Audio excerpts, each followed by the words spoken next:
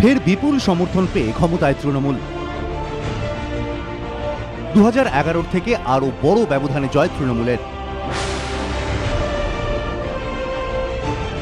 ফের একবার একতরফা ফল, সংখ্যায় শক্তিশালী শাসক, দুর্বল বিরোধী। এবার তৃণমূল পেয়েছে 211টি আসন, জোট 77টি, তার মধ্যে কংগ্রেস 44, বামেরা 33, বিজেপি পেয়েছে 3টি আসন, অন্যান্যরা 3টি। তৃণমূল ভোট পেয়েছে 44.9%, বামেরা 25.6%, কংগ্রেস 12.3% এবং বিজেপি 10.2%। বিশেষজ্ঞদের একাংশের প্রশ্ন, এটা কি আদৌ গণতন্ত্রের পক্ষে ভালো লক্ষণ?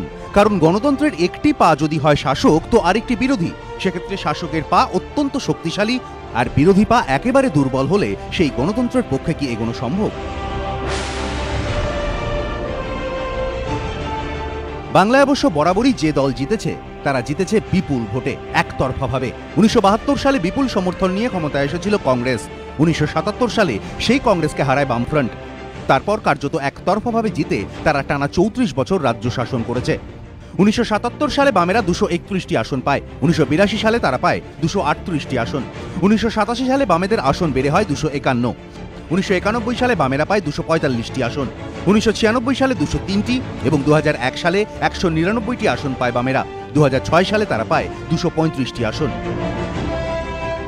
এই 3 দশকে বিরোধীরা কখনোই 100-র গণ্ডি টপকাতে পারেনি।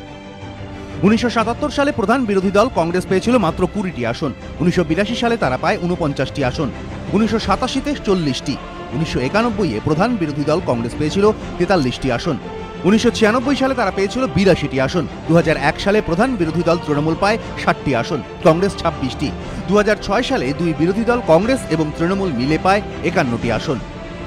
2011 সালে কংগ্রেসের সঙ্গে জুটি বেঁধে বামফ্রন্টকে যখন ক্ষমতাচ্যুত করেন মমতা বন্দ্যোপাধ্যায়, তখনও ভোটের ফল ছিল একতরফা, উড়ে গিয়েছিল সিপিএম। 2011 সালে মমতা বন্দ্যোপাধ্যায় ও কংগ্রেসের জোট পায় 226টি আসন। জোর টক্কর হয়েছিল মাত্র দুবার, 1967 এবং 1971 সালের নির্বাচনে। 1967 সালে সিপিএম নেতৃত্বাধীন ইউনাইটেড লেফট ফ্রন্ট পেয়েছিল 68টি আসন এবং বাংলা কংগ্রেসের নেতৃত্বাধীন PULF 65টি। পরে এরা জোট বেঁধে সরকার করে, সংখ্যা দাঁড়ায় 133। উল্টো দিকে কংগ্রেস পেয়েছিল 127টি আসন।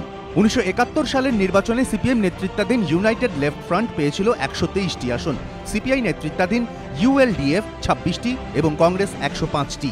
তারপর থেকে সেই এক ধারা, বিপুল সমর্থন নিয়ে শক্তিশালী শাসক আর ধরাশায়ী হওয়া দুর্বল বিরোধী।